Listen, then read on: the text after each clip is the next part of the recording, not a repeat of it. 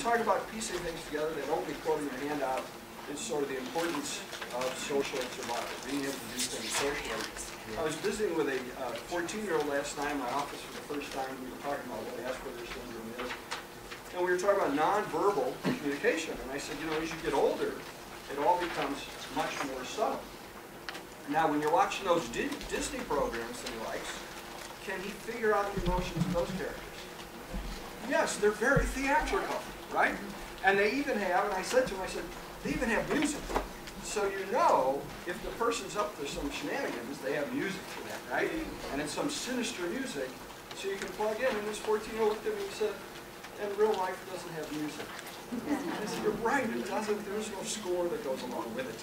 Now, on that front of musical scores and nonverbal language, nonverbal abilities, I don't know if you've heard the news this morning, Elizabeth Taylor passed away this morning. And talk about phenomenal nonverbal processing and the ability to use it, see it, incredible. She passed away this morning. And then I saw at Temple Dr. Grandin's dog, and that's our dog. A dog named Utah, who's a golden retriever, looks exactly like this dog.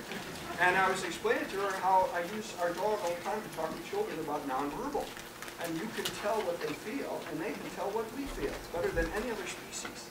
And she said, you know, the dogs are really easy to read. They're a lot easier than people. But and they are.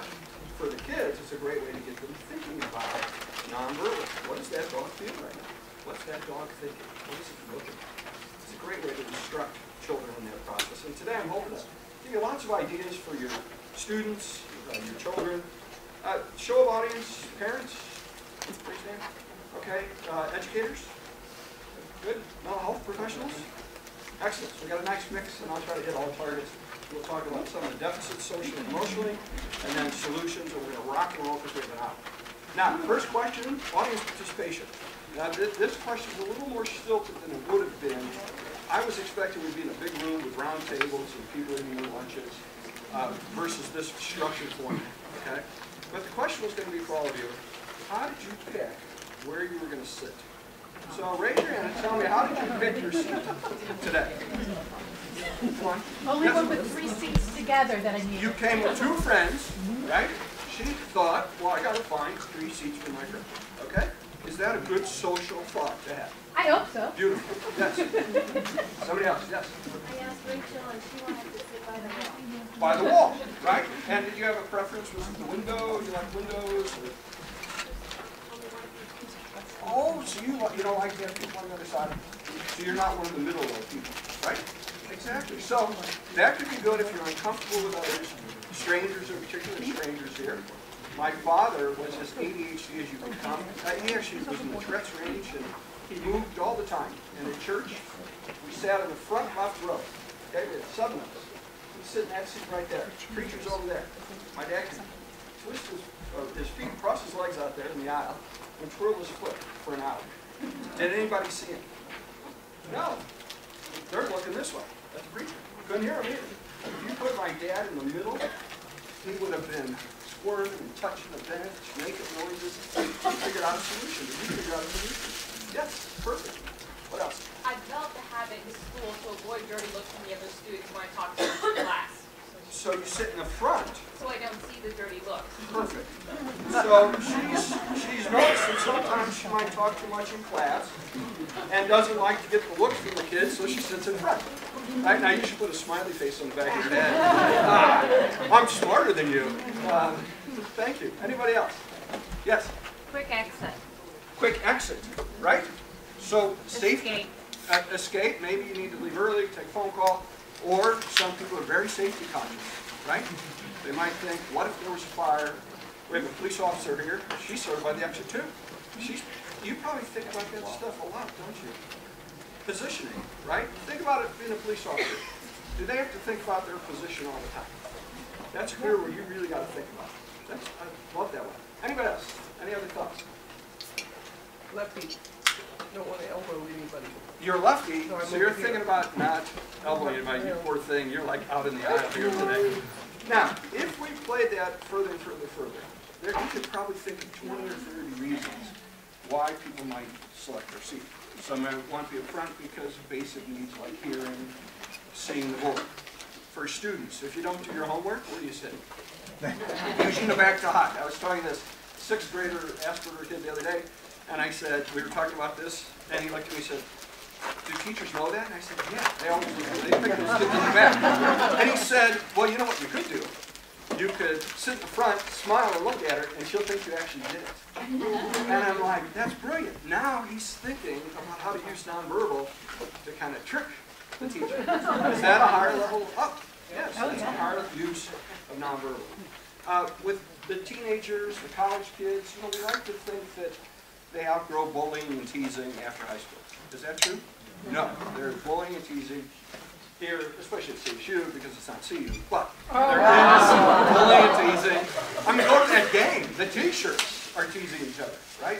There's all sorts of smack talking and all this stuff going on. You come into a class, who should you avoid? One of those kids, right? When you're sitting down, do you want to sit by the bully, by the teaser, right? The kid that might be making fun of you? Should you notice that? Yes. Susan is best friends, let's say, with Heather. They sit together every class. We're in the freshman geography class. It's tables of 2. Every class, those 2 sit together. I'm coming in. Should I notice that they always sit together? Yes. Now I come in. Maybe Heather's not there yet. I don't notice it. I don't think about that. I sit down next to Heather. What kind of look am I going to get from Heather? Like, and then I might even get that classic teen female one. Right? With the eye rolls, I'm a loser. Right? Am I embarrassed socially? I've just embarrassed myself. Right? Now, what about if I like a girl in the class? Okay? So I like this young woman, I'm thinking about her. Am I going to go sit right next to her real close? No. Now, if I sit way back behind her, am I ever going to make eye contact? No. So I have to figure out, where can I sit if I'm not crushing her, but I could make eye contact? Right? So the simple act of selecting where you sit has complex thoughts behind it. Okay? How fast does your brain get to the top? A nanosecond. Right? You come in, you've got to scan the room. Social butterflies, you know, so I do social butterflies. They do it like that. Social butterflies come in the room, they look around, they pick up the right seat every time. Okay? Kids more on the spectrum, but they do that so easily. No, it's much more difficult. We'll talk about some routines just around seating a little later on. Or when they come into the room, they stand there for the longest time. Do people notice if you're standing? Yes, they sort of catch on to that, and then you look pretty awkward, right? And they're trying to figure it out, but it's taking them much longer. So the simple act of putting together the pieces and figuring out a chair. And we didn't even talk about facial gestures. You might have looked for someone smiling, right? Now, when we said, do you have seats next to you, what gesture did people use? Hands up. You even did this over here. That was fabulous, right? Real nice gesture. Here's an open seat, okay? So as you're going through it, you're processing all this stuff. And for the college kids here on the autism spectrum disorder range, how many times a day do they have to do this? Think about it. Constantly. Going down for breakfast in the dormitory, right? I don't know how they do it anymore. We have the cafeteria at the bottom of the dormitory. Going for breakfast. Going to class every day, right? Going to lunch. Mine gets brought in the library. Now, sometimes when people have common interests, common things they're doing, it's a little bit easier to figure it out, okay? We all knew we were in here for this talk today, kind of easy to figure out why we're here. Are all students in the library going there to study? No, right? You meet women in there. It's a great place to go, right? So there's all these things to be thinking about throughout their entire day. Just picking a seat. Now, if you don't do it well, could that be pretty overwhelming? Yes. So later on we'll talk about routines. If you don't do it well, what's the easiest solution? You pick the seat you like on the first day, and you go to that seat every time. Okay? I'll tell you, though, what can happen, though, if you do it and other people figure it out. Now, a couple of quick beginning points, and we'll go to the next slide. Strongest predictor of college freshman dropout. My brother-in-law is a psychologist at Eckerd College down in Florida. The research they did on their college freshmen, why did they drop out? You know, the ones that dropped out, what was the most common variable? And they wanted to study that. This is like 20 years ago, so this is before the computer stuff. The number one, the only predictable variable was time spent in the dorm room, okay? Because if that kid's in the dorm room by themselves, what are they not doing? They're not socializing, they're not going to talk to the professors for help, they're not in study groups, right? They're not getting connected, they're in that room all day long. Now imagine throwing in the computer and your gaming systems, okay? I can't imagine how much exponentially that's changed it. For you parents here, how many of your kids have some serious electronic issues? I every day deal with that, okay? I mean, it becomes absolute obsession, it becomes an addiction, and they never turn the thing off. They never leave. Another beginning point, the importance of coordination. Everybody needs to know what other people are doing for your student, right? Or for yourself if you are a student. So you might have a coach, you might have a tutor, you might have someone at the mental health clinic here, student services, maybe a psychiatrist.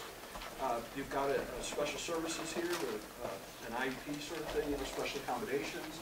I know they have a group here. They have social skills groups for people on the range. Do they all need to know what's going on? Yes. And if they don't, things don't get coordinated. Things don't happen the way they're supposed to.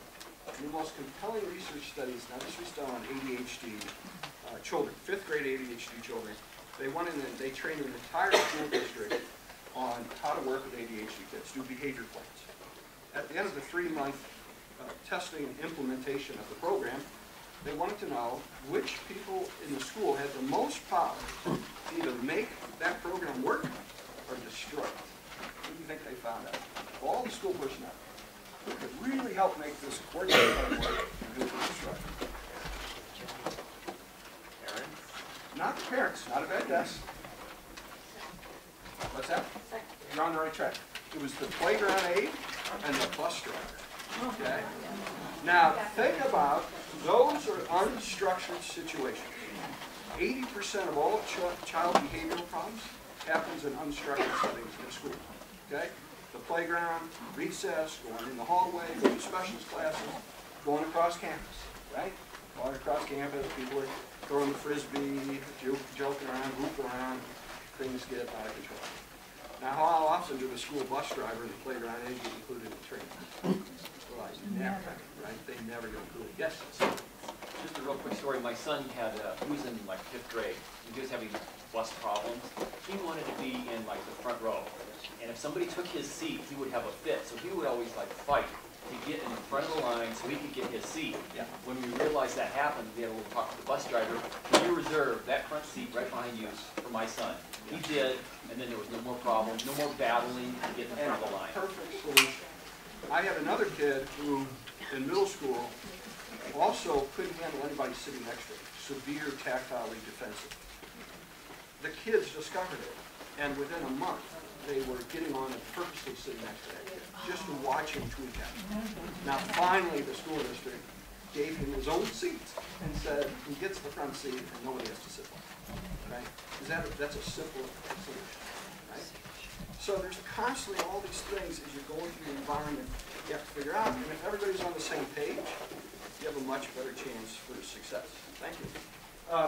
Repetition and practice. There's not one thing I've ever said to a kid that they looked at me and said, Craig, that's just brilliant. And I'm going to do that tomorrow. I'm going to do it the next day and the next day. And I think that advice will apply to a myriad of situations. I think that advice is going to work all these different ways, and I'm going to do it from here on out. Okay? Kids don't work that way. Does any form of learning work that way? No. Learning is about repetition, practice, dissimilar situations, and social learning takes a whole lot of it. It is really, when you stop to think about it, we'll talk about that later, what your brain is doing constantly, it is amazing how much we process. And it takes a whole lot of practice. Starting in the student's needs base. Now, Temple Grandin, I love one of the things she talks about is, if your kid's got a rude behavior, they may not understand why it's rude, but what do you tell them? You don't do it. Okay? And I love that about her. Later, you can explain to them why you don't do it. Right? So they need to fit into the rules. Now, some of the kids, it sounds like she was very compliant as a kid. If her mom said, don't do it, she stopped. How many of you, especially if you have a boy, stops whenever you tell them to stop the behavior? Not too many. A couple of you do have some real sweethearts. Okay, how many of you have kids that want to keep reading? Right? They're going to keep going and going. So in those kids, you need to sort of come from their needs base. Like, why would they want to stop? So I had this 5th grader about a month ago in group. It was a warm January day, and he came and showed us. Now, he has autism spectrum disorder, he's Asperger's, and has a lot of very distinct and awkward body postures. He loves to put his legs in all sorts of ways. When he's sitting in his chair, you know, there's legs everywhere. And we were having snack on the floor of the circle. He's up on his hands, his butt's off the ground, and his legs are crossed behind his arms so that his butt is rocking right towards me and the other kids, okay? And guess what other part of his body is rocking right at us in Jew terms? His genitals, okay? And I looked at him and I said, man, don't do that. And he looked and he said, but I like it, it's comfortable, okay? Was he getting a soothing pleasure out of that? Yes, right? And I said, I understand you like it and it feels good. But do you remember how you said you felt when kids tease you at school? Do you remember that? Yes. But do you remember how you said, they were calling him Fart Boy, because one day he was doing it before. I said, do you remember how you told us you want the kids to stop? He's like, yes. And I said, okay, if you sit like that, kids are going to tease you. So if you don't want kids to tease you, then you should stop. Okay? And then I threw in, plus it's disgusting for me, so stop if you're going to lose a point. And he's really working on not doing that and not showing people his genitals. Right? So if you can, come from their needs base. Right? Last time I added this, I didn't have it on here. I was going to put the statement, we don't have ASD students. We have students with ASD. Thank you. Student first, child first, young adult first. That's the lens everyone should see you through, your child through, your student through, is that lens first. When Temple Grandin talked about, don't go in and push out your Asperger's, you're really a great computer engineer. That's you first. That's more important than your Asperger's. Okay? Now, you do have to advocate for yourself. That's going to be the last thing we'll talk about. But you have to see yourself and your kid and your students as a person. And they do desire social interaction. That's one of the biggest misnomers of all, that autistic people don't have social interactions. They do, but it's overwhelming. It's scary. It is so frightening for them. They're a person first. So they put that in your head. Okay, next slide, please. Now, this is then missing the big picture. So here's all the pieces, and they're all sort of scrambled all over the place. Now, after my lovely wife made the drawing for me, I kind of went through it, and I thought, you know, I want a little order to it, so I'm going to go over it, not quite the order of that, but you'll be able to follow along as I talk about some of the difficulties. The first one of the difficulty, the name of the doctor who discovered it, Asperger's. Now, at least the kids hear about it, and they know about it, but I'll never forget the very first kid who told our group they had Asperger's. His name was Jeff. This is going back 20 years ago. And one of the ADD kids, right out of his mouth, that's what he said. You mean like a hamburger with your ass? And I'm like, oh, God, man, come on, leave the kid alone, right? And you're thinking, why couldn't his name been Hans Smith? I have Smith syndrome. That's a lot gentler than Asperger's. Some people diagnose it, they won't get that insult anymore. I know. So now, yeah, we'll just go with ASD. At least it's not the Asperger's. And then a couple of quotes. I thought this one I heard from the teacher was pretty amazing when he talked about it. They thought you needed a magnifying glass to read between the lines. That student was struggling with comprehension, right? Think about the average middle school boy and girl. If you said, what did the rose represent in the story? The girl's probably going to write about what? Love, beauty, flowering, young adulthood. Okay? What's the average guy going to write about? It's a flower. It's red. It has thorns. Okay? We don't go, typically for the boys, middle school boys, that's a lot tougher. When I read Animal Farm in middle school, and I started talking about communism, I'm like, it's about a talking pig. It's not about communism. Most of the guys with guns over there that want to blow us up. These are talking pigs. That doesn't make sense. Right? We don't really get the bigger gestalt. Literal and concrete. flows into that. I was doing a talk 2 weeks ago at Denver Academy down in Denver, where I'm on the board of trustees. Rick LaVoy was there speaking. He was an amazing speaker, just has done wonderful work. And he was talking, and a student came up to him afterwards, and he had Asperger's, and I happen to know the young man, and he said, you know, when they told me that I had to carry my books to class, it wasn't until the end of sophomore year when Mr. Irwine told me that I didn't have to carry all my books to every class. And for 2 years, right? They said, okay, take your books to class. This kid, giant backpack, took them home. He didn't realize you can go to the locker. So things are concrete and literal. Sarcasm. Is sarcasm a fairly sophisticated skill?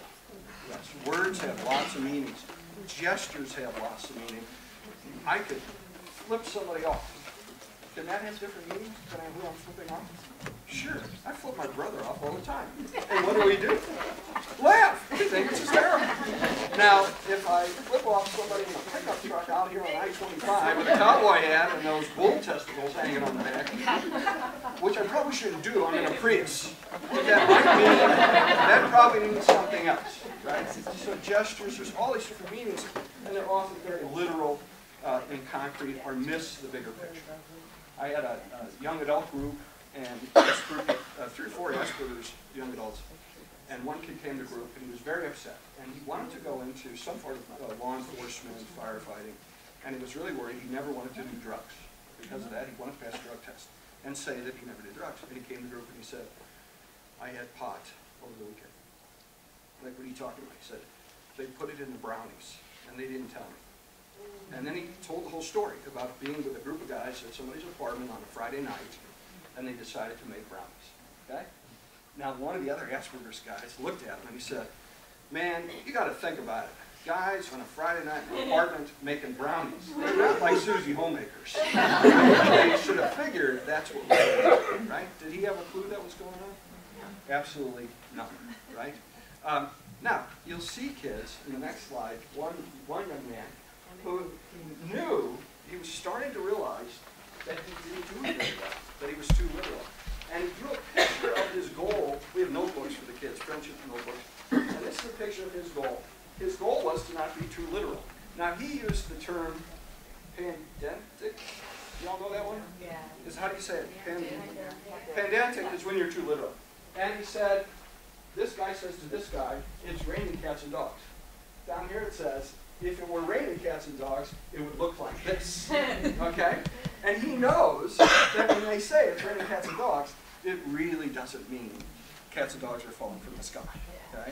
That was his way of visualizing that he sort of gets words can have different meanings. Now, I did recently learn the etiology of this phrase. Do y'all know what it is? Right? Just blew me away. What, do you know it?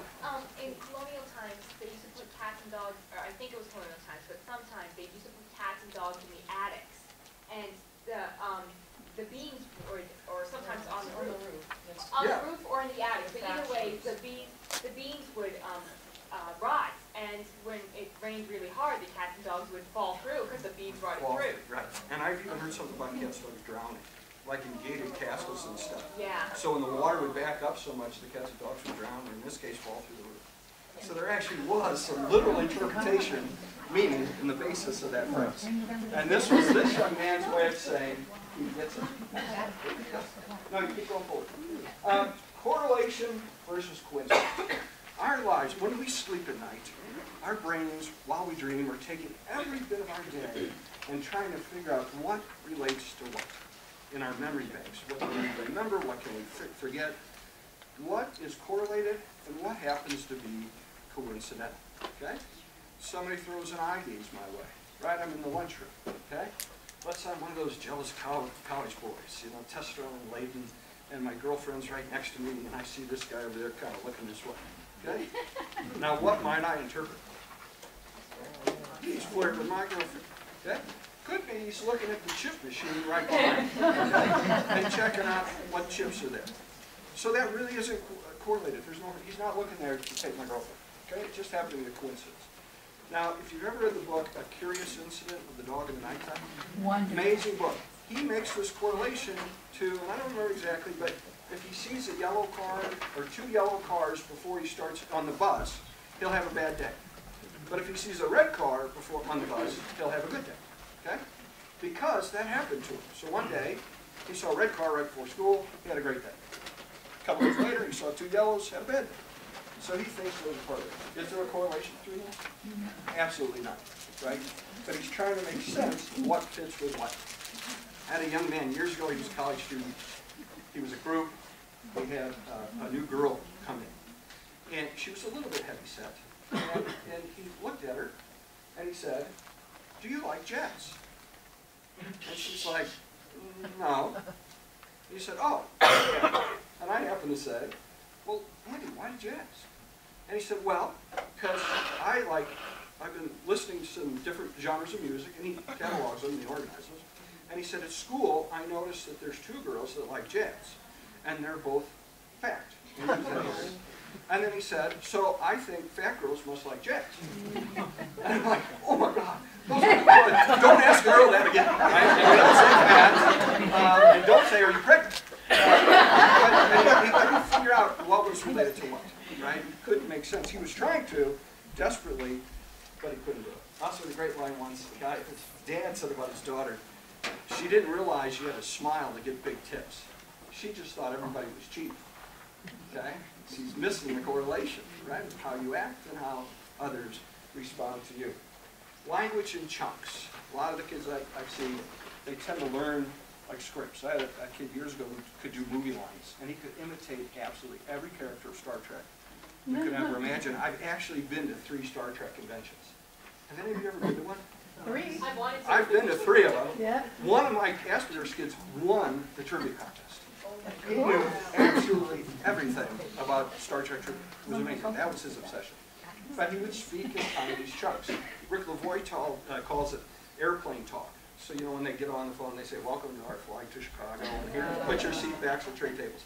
He said the Asperger's people will have a little talk, a little speech. They say, "Hi, this is me, this is what I do, here's what I'm interested in," and that's it. So it's just sort of this chunk of language. Small talk is very difficult, okay? Knowing how to do small talk.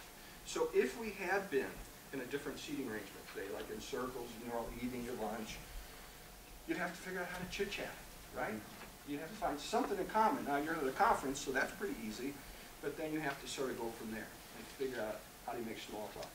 My favorite experience is I took a young adult group up to Estes Park for an overnight trip. We got a cabin, and we were going into town. We did the go-karts and the slide up there. And we're driving my Prius, and I've got this new member, boy, about 18, had Asperger's, and a girl who's 20 had Asperger's. They're sitting in the back of my Prius. They came with me because they felt more comfortable with me than one of the young adult drivers, okay? Now, which of our kids do you think went with the young adult drivers? The ADD kids. You know, they're like, "This is great. You know, we can just go with it," and they went a different way. And I'm like, "Piss me off. I don't know where they are." But they wanted the wild side. Those 2 wanted to be with me. So they're sitting in the back of my car, and the young man started to try to initiate conversation with the young girl. Started saying some things, and she would just answer with sort of one-word answers, right? Really quick. Finally, he said, "Oh, if you're not interested in talking, we don't have to." And she turned to him and she said, "No, I'm interested, but I don't know how to do small talk." And he said, "Neither do I." And for the next hour, that's what they did. They talked, you know, the entire way out, and they hit on his subject, which is he likes to go to, they have it south of Denver in Castle Rock, it's every summer, the Renaissance Fair. And this kid worked at the Renaissance Fair. He was one of these dressed up guys with his big club or sword or whatever, and they talked about that for the next hour of Justice Park. A little later, I'll tell you what happened on the way back. It was great. It was fabulous. One of my, I'll tell you tonight because it wasn't in the outline. One of my absolute favorite moments, I had this Asperger's boy who was ultra-Orthodox Jewish. And this was right when blogs came out. People were blogging. It was the first person I ever knew that did a blog. He actually did a blog on Israel. The girl that he met was this Unitarian, super left-wing, hippie Unitarian. And I asked the 2 of them, I could see they kind of looked at each other. I said, we were going to Safeway to shop for the trip, and I'm like, "Why don't you 2 go together and get the salad? You know, they'll head of lettuce for our burgers." And so off they went. They talked for the next 6 hours, sitting around by the campfire on the picnic table, talk. I finally, and arguing half the time. But I finally, you know, it's like time to go to bed. It's at the state park, and I said, "Okay, you 2, you know, you got to go to your tents now." and I saw him lean over to give her his first kiss. And I called his mother. Like, oh my God, you can't believe this. I'm seeing your kid get his first kiss. This is the coolest thing. And she was so happy. She was so excited. And it was just, and they dated for about a year. They actually were together for about a year after that. It was really cool. Okay, I forgot where I was. Oh, linguistics, all right? 5% of what you say is the words. The other 95% is either nonverbal or tone, okay? But our kids don't read it all. So they miss eye contact. We're going to show the eye test quick. Next slide. This is a set of 6 eyes from the test, which is 400. There's 400 sets of eyes. Multiple choice, what does the person feel? We'll just do one. Let's do the top left. What do you think that person, top left, is feeling? Just by looking at their eyes. Yes. This one, top left, right up here. Anybody? We got apologetic. The choices are, if you can't read it, apologetic, friendly, spirited, or uneasy. Answer is uneasy. They're uneasy. Okay? Now, the copy of that isn't the greatest, so it's degraded, you know, if you had the original test. But if you gave that to the average person, okay, females will score about 80%. Okay? Females can just look at eyes and notice little shifts, changes, and they can put it together. 80% of the time they can figure out what people are feeling. Guess where the average guy is? 50%, right? Now, your engineering guys, where are that? About 20%. And for our ASD students, they're going to be in that 5th percentile, 4th percentile. I've seen kids in the 3rd percentile, 2nd percentile, they really can't do it. They can't match that up. They don't use it as much. So they don't notice it as much, they don't interpret it, nor do they use eyes themselves. They don't make a lot of eye contact. It's very difficult. They were talking about that earlier, getting therapy for that. Because eyes are the gateway to the soul, right? And it's also the way we judge friendliness, right? If somebody looks at you with bright eyes, you know, that's a person you can sit with at the table. If they don't, you probably don't want to sit there. I told somebody coming in, when Alex was, oh my gosh, 7, I was a single parent for a while, and many years, we were on a trip. We were on an airplane, it was like Southwest, where it's open seating. We're coming back from Mexico. We got way in the back. He always liked the back. He was by the window. I'm on the aisle, like an aisle. There's a seat in between us. I'm like, yes, we got room to stretch out. Then I hear the lady say, would you please raise your hand if you have a seat open next to you? We have passengers without seats. And I see this gigantic man walking down the middle. And I'm thinking, oh my God, no. And I turned to Alex and I said, quick, look down, look down. Because I knew if we made eye contact, what's going to happen? He's going to come sit by us. So we're looking down, he sits down. And then I happen to look up after the next person sits down, and it's this beautiful woman. Now, I was single at the time. Prior here, okay? This is prior to Lisa. And I'm thinking, what an idiot. We missed her. She could have been with us. But I was too intent on that extra space, right? So eyes can be used for all sorts of things. Next slide, please. Are you still changing for me after that story? So I walk out. Again, facial expression is fairly blank. The monotone voice. When comedians do postures of people with Asperger's, autism, for humor, how do they always stand? Okay. Do all Asperger's people stand that way? No. Many do have some awkward gaits, though, right? Maybe a posture, or a gait, or a crispness of walking. There's this one boy, every day to class, same way, same stride, very definitive. But you'll often see sort of these postures, right? A lack of gestures. They don't often use a lot of gestures, nor do they understand, right? Do teenagers use a lot of gestures? Oh, baby, right? And that's without the gang kids, okay? So that's not gang singing. This is regular teenagers do a lot of talking with their hands, right? And they're not processing the gestures. So again, this is all falling under paralinguistics. Proxemics often stand too close, right? Don't realize they're too close to the person. Richard LaVoy said they often talk at people instead of with people, right? And they're too close, too still to, aren't using those proxemics. multiple people and speed. The older you get, the faster the social stuff goes. Till you get to be my age, and then it starts to slow down again. Grandparents are great because it's all slow-paced, but for the young adults, it's quick, it's fast. And part of that is for females, it's powered by estrogen. So when middle school girls get that surge of estrogen, that's what they're doing a lot in middle school. Talking a whole lot, making a lot of looks, throwing stuff out, talking smack, learning how to be politicians, talking about boys, it's just, right? It's just this constant nonverbal, and it's really fast, okay? Now, between average male and female, Jeff Foxworthy had a great joke. He said, when it comes to social processing and making friends, women have an 8-lane superhighway. Men have a 2-lane country road. Men don't use the nonverbal as much as women. We're much slower at it, and we miss a lot of the stuff. All the emotional things we tend to miss. Women tend to do it much better and much faster. So as you get to be a teenager, it really speeds up. If there's multiple people in the room, it's really difficult, right? There's so much going on. If you're around high school kids, I was at Panera the other day eating a salad next to 6 volleyball playing teenage girls at the Panera. Halfway through, I wanted to turn to him and just say, shut up and eat your salad. I mean, it was about who they liked and who they didn't like, and the boys, which boy liked this boy, and it just went on and on and on. I'm like, my God, you've got to eat at some point. It's so fast, though, and it gets very confusing. There's some very cool research going on right now at the Mind Institute, where they're used at University of California, Davis. They've created an avatar program, okay? And what they're looking at is where does the Asperger's person look on the screen when there's several people in this artificial room. So they create like a classroom or a social scene with little avatars, 6 or 8 of them. And then they're trying to track where will they look? Which ones are they going to attend to? Which ones will they not attend to? So they're trying to figure out how do we do nonverbal in a group, right? Which you think about is much more complicated than just one-on-one, right? So for many of the kids I work with, they can come see me individually. They can sit talk with me for hours. We have a lovely time. When I suggest they try a group, what do you think their first response is? Yeah. Anxiety, right? So anxiety is a huge emotion. You've already heard about that this morning.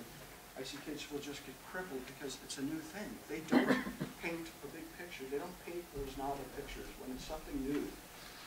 So one of the things I'll work with them all the time is, okay, if you got a freshman coming up here next year.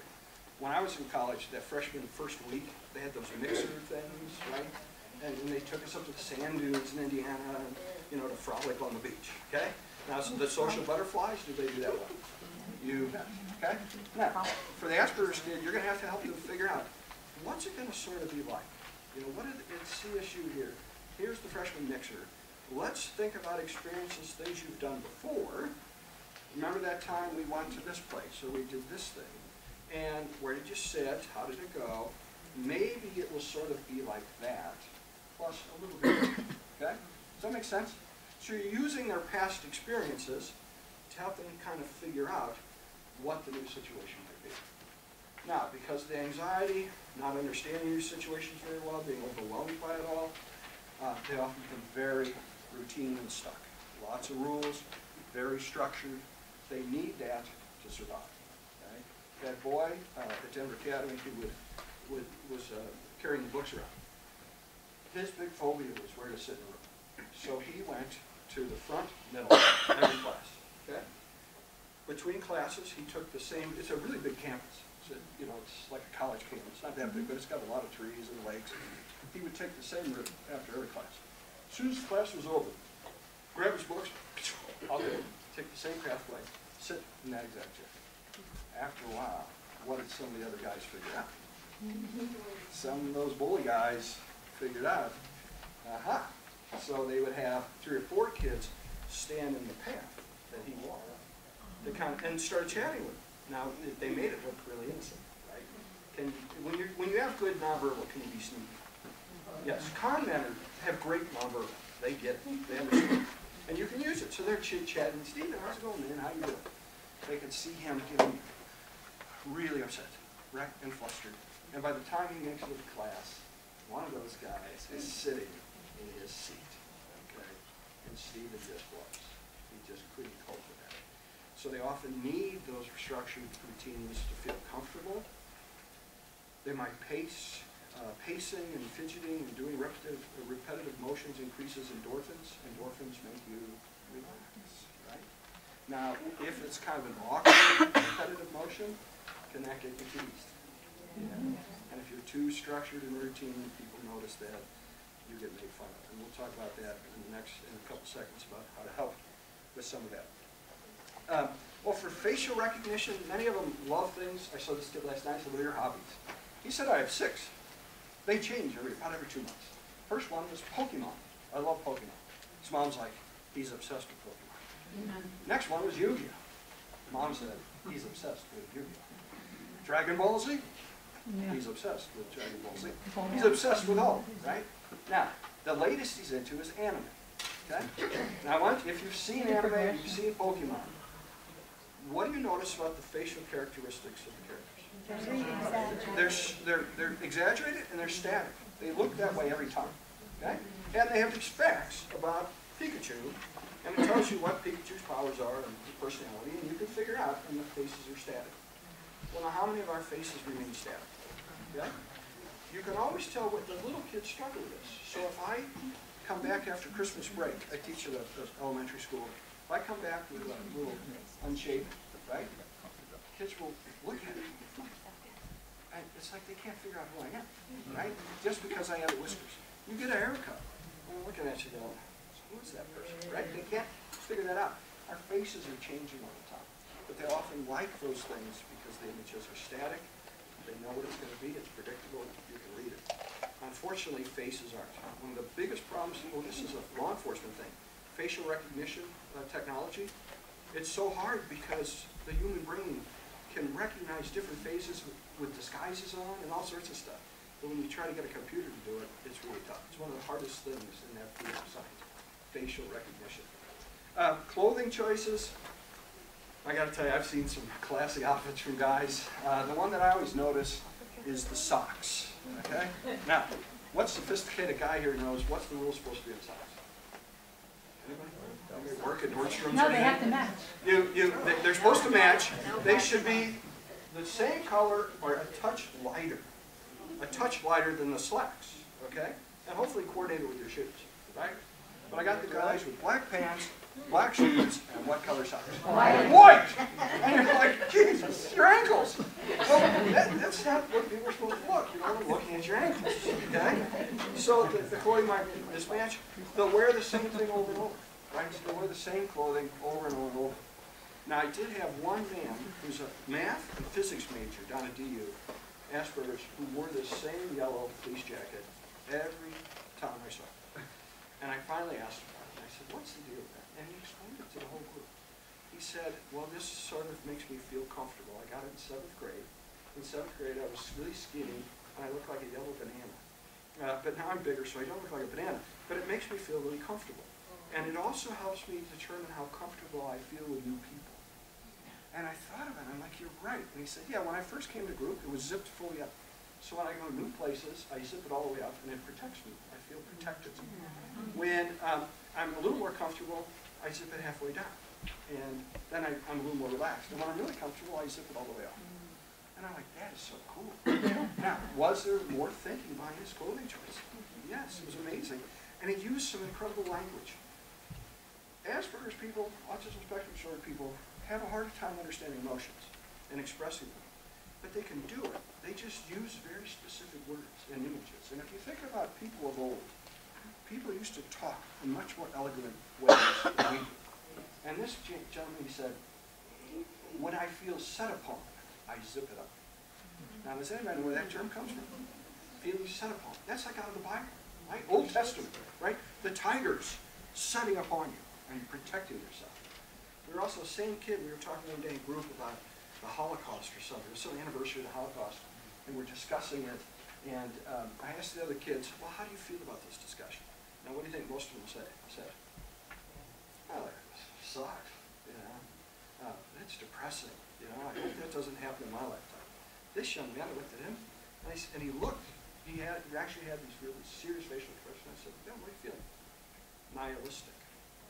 Wow. Now, I was the only one in that room with that knew what that means. Anybody know what nihilism is? It's the philosophy of destruction, basically. That death and destruction is the philosophy of life. Okay? So he uses philosophy to express what everyone else was feeling. Right? Sometimes it's amazing. I had this one kid, the same one who mentioned the comment about the fat girl in jazz. We were driving in the car. We went past this new neighborhood with these, you know, the giant 2-story mansions with no yard. We're driving by it, and he looked at it and said, "Imprisoned mansions." And I was like, wow, that is brilliant. You know, that's how I feel living in a place like that. There's no yard. I feel so trapped. And he had imprisoned mansions. It was a great saying. Very articulate, but not the typical way that most people express emotions. Gating is a really important concept when you think about sensory stuff. How many of you have been to Dave & Buster's? If you've been there, how many of you wanted to run out immediately? Okay, I took a group of ASD kids there, high schoolers there. We all wanted to run out. It was terrifying. There's lights, there's noise, there's music, all this sort of stuff. Now, that's an overwhelming version of it. But in normal life, you've got that stuff going on all the time. Your frontal lobe, part of the job it does is it gates senses coming in. It determines, it's like a gate on a fence, and it says stop. All you senses stop. Now, which ones am I going to let through and focus on, and which ones are going to stay on the other side of the gate? Okay? People with executive function disorder and ASD don't gate very well. The senses all come rushing in, and they're just overwhelmed by it. It's like when I put a gate in between our yard and our neighbor's yard. She had 3 dogs, we had 1 dog. And we decided to put a gate in so they could play. The first morning I went out in my robe and my coffee. My dog's all excited, jumping around.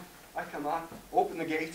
There's 3 dogs running this way, my dog running that way, tail and fur and coffee everywhere. They were just hysterical running around. And so I learned the very next day, when I went out, I would have my dog sit, then the other dogs, I would make them sit, and they would line up in their dominance order, and I'd open the gate just enough for the first one to come in and close it, and then I'd wait and do the next one. Okay? That worked a lot better, and that's how we would do it. That's what your brain has to do with senses. It has to gate them. But when you have everything coming in all at once, it's overwhelming. So again, if you can sit in a room alone and be quiet and not have all the senses, is that more comfortable than being out there in the sensory world? Yes. Okay. So again, we get into the isolation, the electronics world. Again, the addiction thing. It's great for meeting people. Facebook, right? Found our Facebook. I just read in the Wall Street Journal a couple days ago. University of Chicago. They called it the nerdy site. And it's these brilliant University of Chicago kids who have their own Facebook within the university. And it said, you know, one of them was something like, nerdy guy looking for deep thinking astrophysicists. Okay. And the kids love it, right? They really like that. It's a great way to meet people. I had a mother once who said to me, she said, sometimes I sit outside my son's door, he's a senior, and he plays these role-playing games, and you have headphones on and you talk to the other people you're playing with. You make a civilization. And she said, you know, sometimes I sit outside his door and I listen to him, and he sounds like other teenagers when he's doing it. And I cry, because he doesn't sound like that in real life. In real life, he's totally different.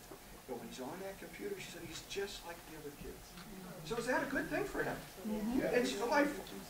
Now, is he going to be able to marry one of those characters on the computer? No, or date, or go out, or have friends. And so I try to reinforce it's an introduction to the social world, but you can't get too stuck on it. And you do have to have limits because they will go and go and go. Yes?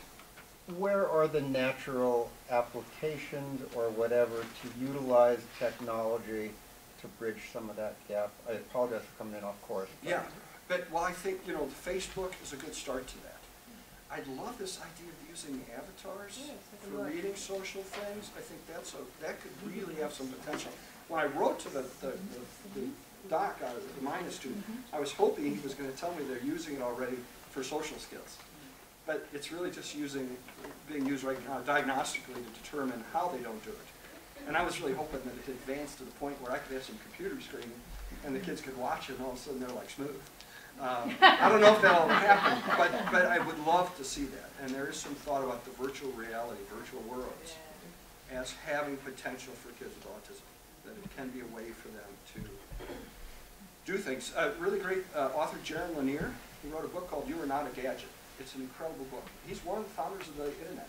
not Al Gore. It's Chairman Lanier. He's this, I'm assuming, this very unique man who's out in Silicon Valley, helped start the internet, and he's the father of virtual reality.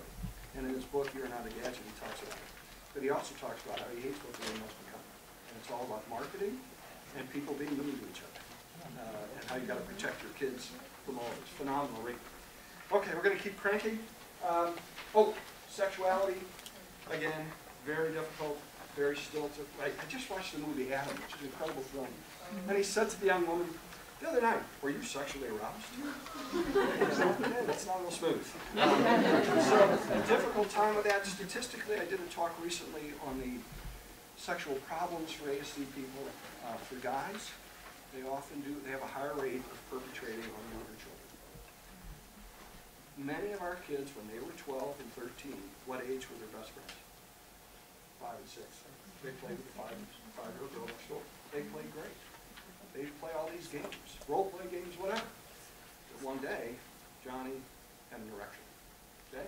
And felt compelled to tell 5-year-old Susie about it, okay? So they do have a higher rate of being arrested for perpetrating on children. Now, do those kids belong in the same treatment group, though, as some gangster or some kid who really is a deviant pedophile? No. And fortunately, there's a guy in Longmont, John Garson, who's a social worker. He runs an Asperger's offenders group. So it's teenagers. John Garson's a social worker. He worked with them about 1.5 years ago just for Asperger's kids, not with conduct disorder kids, which is a really wonderful thing with law enforcement. For girls, they're often higher victimization. They see how the other girls dress, so they put on those clothes. Do they fully understand what boys are thinking? No. They really don't get what boys are thinking. Think about theory of mind. And with sexuality, is theory of mind pretty complicated? How many of you thought your boyfriend or girlfriend was being on the up and up with you and you realized they were just using you? Did that ever happen to you? Okay? Lots of us. It's really hard to figure out. And it becomes even more difficult for them in the sexuality area. 2 last ones that I had. Theory of mind, the ability to think about what's other people's mind. Food choices, I was thinking about extra pieces. The food choices. Macaroni and cheese, hot dogs, pizza, right? And trying to get them to expand their choices. Okay, next slide. All right, so the next couple of minutes we're going to crank things towards solutions because I know we're coming up. And it's on the handout, you'll see it. On this one, it's nice, I did put it in order. Here's the big 3 that I would emphasize. First of all, and I put them in position, positive messages. I don't know the statistics on ASD kid. The average ADHD kid, 5th grader, gets 10 times the negative of other kids in a day. Okay? Do ASD kids get teased more than other kids? You betcha. Okay? Their talents often don't get recognized until they're much older. That's when finally people realize, well, he's really good at science. But they get a lot of negatives. They need a lot of positives. They especially need positives for taking risks. When they take a risk, try something new, lots of positive reinforcement. Expressing emotion. Again, if you ask them how they feel, what are you probably going to get? Fine, or I don't know. The F word, or I don't know. Fine. Okay? I ask kids, what do you think about that? Tell me what you think about what just happened. Then they'll explain it to you. This next picture is a drawing I did with a student that Asperger's. His grandmother passed away. And we talked about how he loved her. And then I had him explain to me. And it was much more detailed. He told me all the things about the grandmother. One of which was the smell of bacon in the morning when they visited her farm in Kansas. And I wrote them all down. And I made each one a piece of like stained glass. And we talked about that's how he felt right now. Like his heart was shattered. But eventually we come back together again. And you have a few little lines in there from your heart, right? From the pain and the sadness, right? So helping them explain how they feel. Problem solving, next slide quick. So the chair, the bench, structured support and problem solving. And it's wonderful to know CSU has a group program.